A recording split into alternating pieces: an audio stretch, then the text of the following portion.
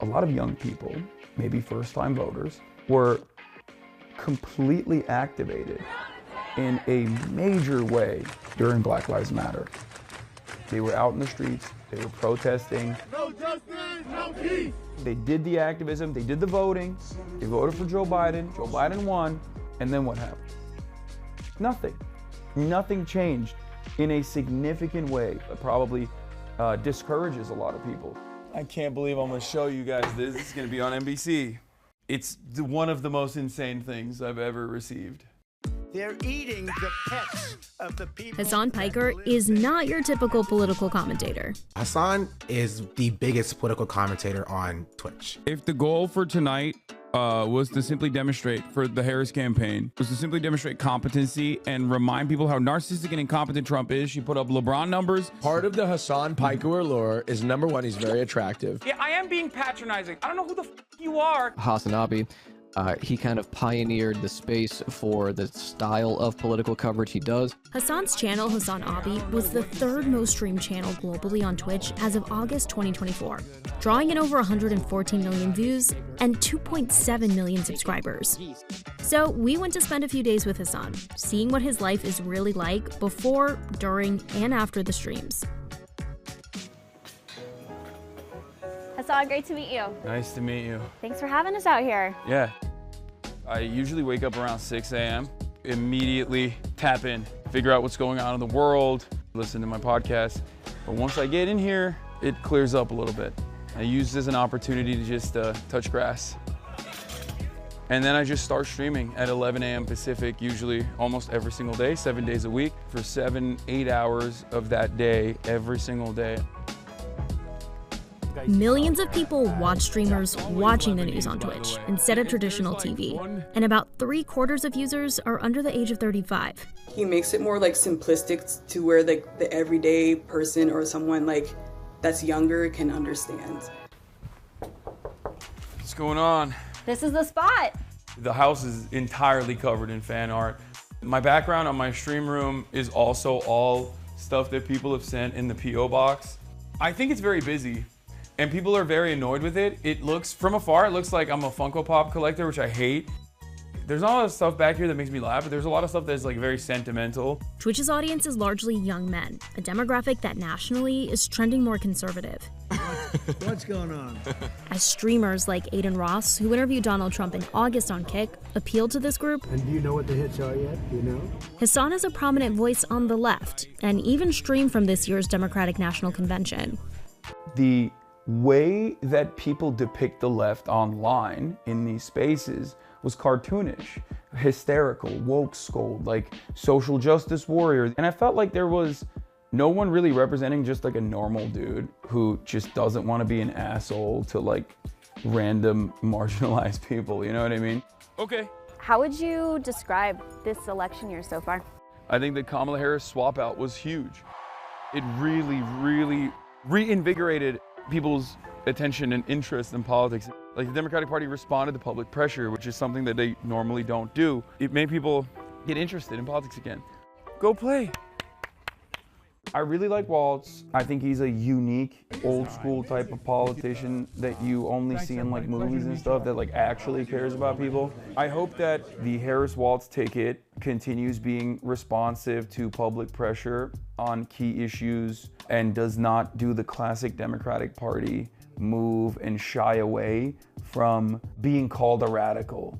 Because that's one thing that really frustrates me about Democrats. I love how they're not actually playing the video because they're afraid people think Kamala and Tim are actually kind of normal. I know. Where do you see your role fitting into that? Are you trying to engage the young viewers watching your stream? Are you trying to encourage them to vote? I think voting is the least important, most consequential thing you can do. It's not the end all be all. I always stress people to vote, of course, but that's not like all these like get out to vote initiatives. They're silly. It's just, if you want to make people vote, you gotta offer them something, either party. Listen, I'm a simple guy, okay? And I'm not a very Before Twitch, Hasan worked at the Young Turks Network, which was started by his uncle. He joined Twitch in 2018. I like to educate people and I like to entertain people, but entertaining is my first priority, I would say. He apparently is a socialist Twitch streamer For a socialist, you seem to be spending large, my friend. Explain to me the profit model with Twitch, because a lot of your critics have a lot to say about, you know, the status and wealth that you have. If I wanted any kind of sustainability, especially because I talk about issues that are not exactly advertiser friendly. What are you, crazy? I knew that I had to be a subscription-based model.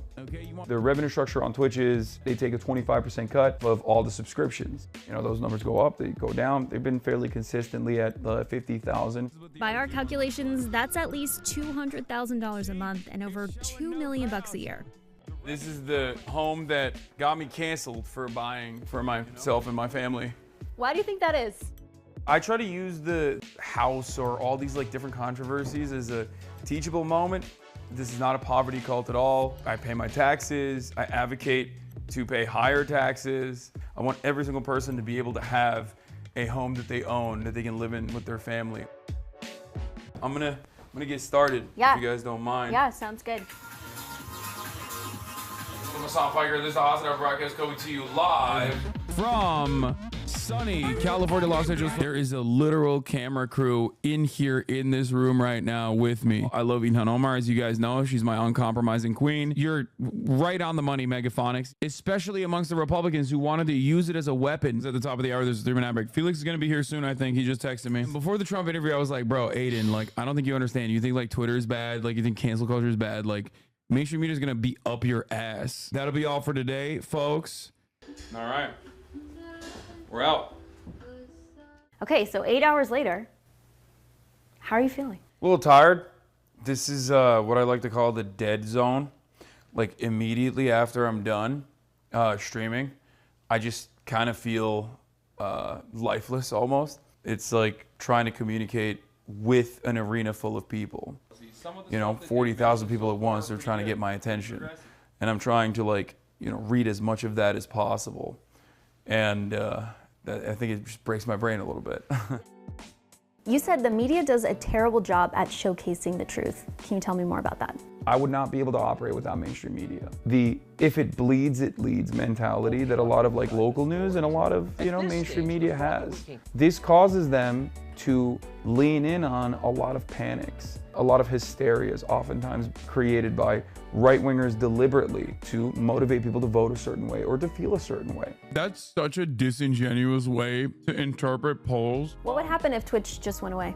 If Twitch just went away, if Twitch just disappeared, I'd probably still do content of some other sort. But if content creation completely disappeared and went away, I'd probably go back to college, become a professor. I'd probably pivot to the mainstream media finally. I would never do it otherwise though, because I love my editorial control and independence. Just first word or first few words that come to mind. JD Vance. I immediately want to say couch. Trump. Lost his aura. Elon Musk. Oh, gross. Deadbeat dad, thin-skinned billionaire, but also one of the greatest socialist advocates of our time, showing the world that meritocracy is a complete falsehood.